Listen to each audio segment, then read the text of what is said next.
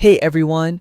In today's video, I'm going to show you how to fix a common issue that can stop you from logging into Steam even when you're using the correct email and password.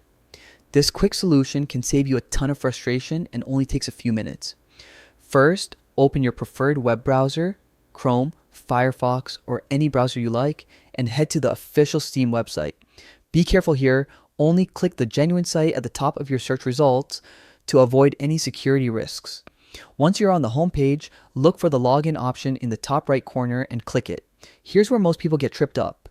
Steam doesn't always require your email to log in. Instead, you need to use your Steam account name, the unique identifier you chose when creating your account. Many users enter their email here and get the failed to log in error even though the password is correct. So type in your account name, not your email, and then enter your password carefully. Remember, passwords are case sensitive. Using a password manager can make this easier and more secure. Once you've entered your account name and password correctly, click Sign In. That's it. You should now have access to your account. If you still encounter issues, double check your account name and password and consider resetting your password as a precaution. By remembering to use your account name instead of your email, you can avoid this common login problem and get back to gaming without delays. Thanks for watching.